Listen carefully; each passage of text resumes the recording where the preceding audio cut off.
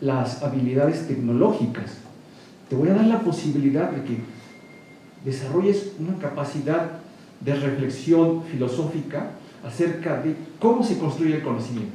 Es eso a lo que se refería el profesor Reyes.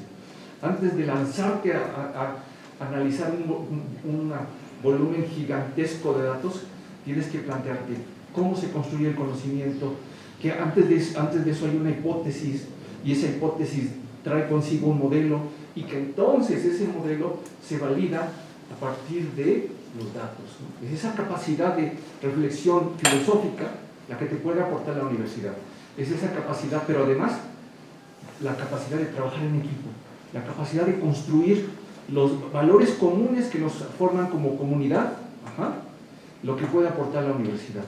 Y es esa capacidad de construir redes de colaboración. Entonces, mi gran apuesta es que intento ser optimista, no sé si tan optimista como el jefe. Mi apuesta es que sí vamos a salir adelante, pero si nos replanteamos, ¿para qué sirve ir a la universidad? Y mi respuesta es esta que acabo de decir. Gracias. ¿Alguien más antes de Sí, pero más para apoyar lo que acaba de decir el doctor Ricardo Masturín. Acaba de salir un survey en Nature hicieron a nivel mundial cientos de entrevistas, encuestas a estudiantes de doctorado o a gente que había terminado estado de postdoc sobre su perspectiva a nivel mundial. Y sí, el asunto del impacto de la pandemia es claro. O sea, la mayor parte de la gente ya no persigue la idea de buscar en la academia un trabajo. Porque sí, primero, creo que eso lo padecemos en la vida cotidiana. Ahí sí, yo creo que aquí nadie va a poder, incluyendo al colega, no sobran las plazas. La verdad es que ese es un problema a nivel mundial, ¿no? Entonces se agudizó con lo de la pandemia. Y la mayor parte de los chicos incluso dicen, yo voy a poner mi empresa, pero con cierto tipo de habilidades. Algunos son experimentables y pues no es cualquier aparatito, digamos, no es mover un osciloscopio ahora, ¿no? O sea, a lo mejor ahora es un PET, ¿no? Pues eso es especializado y no es cualquier cosa. U otros, la parte computacional, o estadística y computacional. O sea, pero sí lo ven como un asunto de que son herramientas que, y no importó aquí el área de investigación donde estuvieran, los de doctorado o postdoctorado, pero sí requerían, sí señalaron que lo más valioso, bueno, reducido a dos palabras sería estadística y cómputo. Pero eso es reducido, no quiere decir que nada más, ¿no? Porque el asunto de las explicaciones de esto pues, tiene que ver con matemáticas básicas, con física básica, química básica, etc., ¿no? Eso nunca se va a descartar. De otra manera, sí estaríamos produciendo pues, algo menos que, por ejemplo, alguien que se dedica a ciencia de datos o un matemático aplicado, etc. Sería algo menos que eso porque no tiene la formación, que ese sí fue para lo que se inventó quizá la universidad al principio, como dicen en Europa, con la idea de tener acceso a todo el conocimiento. Sí, pero bien lo señaló el profesor, por cierto, es el director del Centro de Cómputo en la Universidad de Campiñas en Brasil, ¿no? Porque yo le preguntaba, ¿y qué le pides al estudiante si te mandamos a alguno a hacer un doctorado allá contigo? Y me dijo, pues yo le pido que sepa matemáticas bien, antes incluso que programar. Quiero que sepa bien cálculo, todos sus aspectos, análisis si se puede, etcétera, ¿no? Eso es lo básico. A eso yo creo que sí tenemos que ponerle énfasis. O sea, no es descuidar por hacer así como que vamos a planear el superedificio porque pues, va a ser un cascarón. No, yo creo que sí hay que hacer énfasis que la docencia sí es importante en el sentido de que los estudiantes que salgan de cualquiera de las carreras, incluso las de ahorita, tienen que salir con buenas bases, ¿no? Independientemente, digamos, de lo que se vayan a dedicar. Ese rigor, yo creo que eso no podemos quitar el dedo de renglón. Eso sí es como parte de nuestras labores, ¿no? En la misma universidad, pública o privada. Si me permiten los panelistas, hacemos otra pregunta y luego una la respuesta. Bueno, eso de que es interdisciplinario, pues yo creo que sí es más que obvio, ¿no? Y la necesidad está en todas las áreas, en CSI, en CBI, en básicas.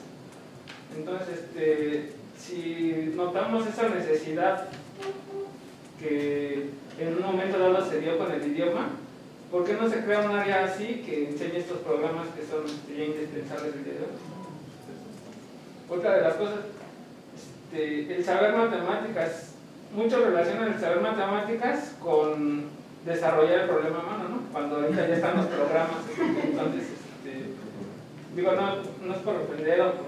Digo, al final del día es la misma escuela, ¿no? Y pues su trabajo le costó. Vamos a tomar esta pregunta para que la hagamos usted, ¿no? ¿Por ahí? No es tanto una pregunta, es como una reflexión. Yo soy matemática de formación y cuando entré a la universidad estaba el problema de los aplicados y los puros, ¿no? Yo nunca entendí por qué se peleaban, pero si las dos cosas son importantes, digo, soy de la generación en donde nació la computación y pues la teoría era importante, entonces nunca entendí por qué se peleaban. Entonces llego, sigo en la carrera, sigue la disputa, actualmente en la UAM, en el departamento, ya hay una maestría en matemáticas aplicadas, ¿no? Entonces tuvieron que ceder, digámoslo así, los matemáticos. Yo me fui por el área pura, pero sigo pensando que no podemos quitar lo aplicado de lo teórico, o sea, actualmente la historia nos ha ganado en el sentido de que, pues ahorita, ¿por qué está el boom de los datos? Pues porque, o sea, se necesita, pero no tenemos que perder la teoría. Luego yo me fui al área de estadística porque para mí la educación era importante. Yo estudié una maestría en educación y me empecé a preguntar cómo formalizo las cosas de que tienen que aprender tal cosa, tienen que saber tal cosa. Entonces, pues con estadística. Llego al departamento de matemáticas y quiero estudiar estadística. Ay, estadística es súper fácil, esto es... O sea, siempre esta disputa. Y luego ahora me hago estadística teórica y me encuentro con los estadísticos. ¿Y dónde está la aplicación? Espérate, o sea, todo importa, ¿no? O sea, todo es importante. Y por ejemplo, yo lo que sigo viendo hasta ahorita es que el mismo problema educativo es un problema de ciencia de datos. O sea, no nada más, o sea, aquí están los datos, o sea, cómo ha evolucionado la misma educación, ahí están los datos. ¿Por qué quitan materias? Porque hay muchos reprobados.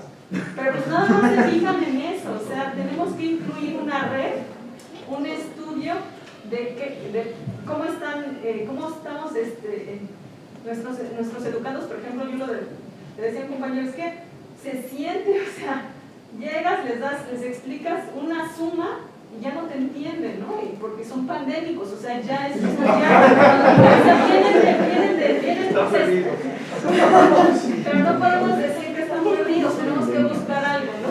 Y este es un problema de ciencia de datos, que no nos podemos quedar solo con los datos, sino tenemos que incluir la psicología, la computación, etcétera, etcétera, etcétera. Entonces, para mí se me sigue haciendo absurdo actualmente esta discusión de que es teoría práctica, o sea, está mezclado ya, o sea, ya la historia nos ha mostrado que pues, aquí está el boom de los datos, aunque se desdeñe, aquí está, la teoría sigue siendo importante, entonces, bueno, solo era ese comentario. ¿Alguien quiere abonar? ¿Panelistas? Yo quería regresar a comentar lo que se juntan los de ustedes dos. Yo también coincidiría en que la cuna clave para las disciplinas relacionadas a la ciencia de datos son en las matemáticas aplicadas que estudiamos de todo, ¿no?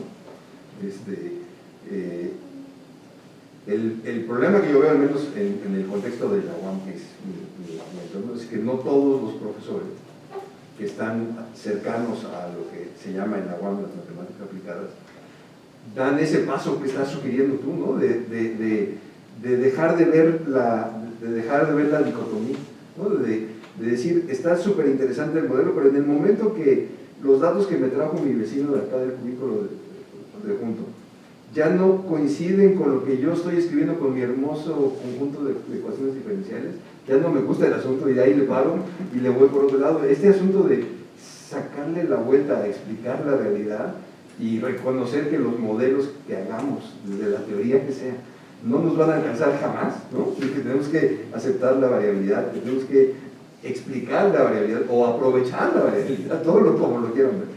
Eso es algo que no está instalado en las cabezas de muchos de nosotros. Eso creo que ese es parte del problema que nos sigue manteniendo en este debate que no acaba y que es un falso debate. En realidad, desde mi punto de vista, coincido contigo. Entonces, necesitamos un cambio en ese sentido, ¿no? Donde todo el mundo empezamos a pensar que lo que hay que hacer es usar nuestras herramientas padrísimas que todo el mundo tiene por aquí o por allá, de la estadística, de las ecuaciones diferenciales, donde sea, para explicar esta realidad compleja que tenemos enfrente. Ese es el paso que luego no nos atrevemos a dar. A lo mejor Yo lo digo ingeniero, que soy un temerario y que me lanzo aunque no entienda ni la mitad de lo que estoy haciendo, pero que me interesa resolver el problema, ¿no? Y busco los atajos y busco las salidas, sin dejar de ser formal, pero hago eso. Y para cerrar, no puedo evitar, ahora que he estado con este tema, hablando con mis colegas y discutiendo y escuchándolos a ustedes y todo, no dejo de pensar en un muy querido colega mío, Héctor Bruce Carmona, que era un neurofisiólogo connotado del país, que impulsó la Ingeniería Biomédica Nacional y demás, que falleció hace unos años, que nos sentábamos a discutir cosas sobre problemas diversos. Y luego se paraba enfrente del director del Instituto de Rehabilitación y decía: aquí el ingeniero Ñáñez, porque nunca aprendió mi apellido, aquí el ingeniero Ñáñez me explica y me reexplica y me recontraexplica la necesidad espectral y no entiendo nada de lo que me dice, no entiendo nada, pero yo veo esa gráfica y sé lo que está, yo veo la gráfica que a mí me presenta y entiendo de qué se trata el asunto. Y cuando no le entiendo, no le pregunto al ingeniero Ñáñez, le pregunto al gato, así decía, queriendo implicar con eso que se regresaba a su experimento y se ponía a pensar qué rayos estoy viendo aquí para entender. Esa es la posición clave, porque necesitamos converger en esta idea de que tenemos que buscar las explicaciones satisfactorias de lo que está sucediendo. Ahí creo que nuestro rinconcito cómodo en la universidad nos hace darle la vuelta a esos problemas para salir adelante en el ámbito de lo que significa salir adelante. Vamos a aprovechar la intervención de Óscar como una última ronda para que los panelistas, los invitados, hagan alguna reflexión final. Y si sigue habiendo alguna inquietud, alguna pregunta, pues al final de la clausura de este evento, si los ponentes quedan un ratito, los pueden abordar todavía para discutir, digamos, desde el punto de vista epistemológico, práctico, teórico, de ley. Entonces, alguna reflexión final, podemos empezar, no sé, desde la derecha, Héctor, hacia acá. Pues gracias, Gabriel. Pues nada más agradecerles, digamos, que hayan asistido. La convocatoria, aunque fue abierta, fue de último momento, entonces no hubo mucho cupo. Lo sabemos, es el primer evento que organizamos de esta naturaleza ya como grupo, a partir, les decía, de proyectos divisionales. Eso me agradó mucho, digamos, cuál fue la dinámica, menos mi taller, pues ya saben.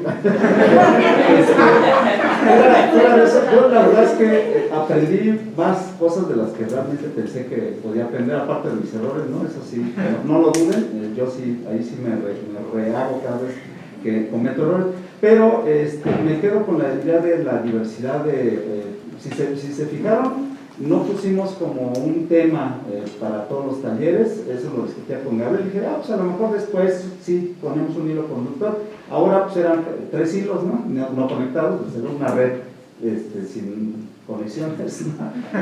Pero eso me gustó porque si se fijan, en realidad pues mostramos más o menos lo que queremos ¿cómo se llama? Impulsar con ese sesgo, ¿no? Siempre hay sesgo, ¿no? Respecto a lo que queremos alcanzar.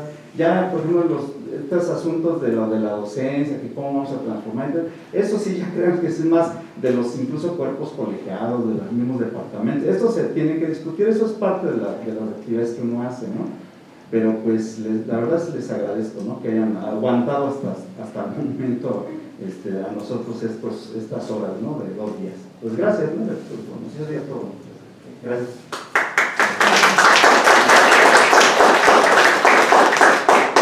Bueno, pues yo mi última participación ahorita primero también es agradecerles la invitación, que me permitan estar en este foro. Y mi última reflexión en esta plática, justo me recordaste el problema de un amigo cuando terminamos el postdoc, empezó a buscar chamba. Y cosa le costó mucho trabajo porque no fue una sola universidad, fueron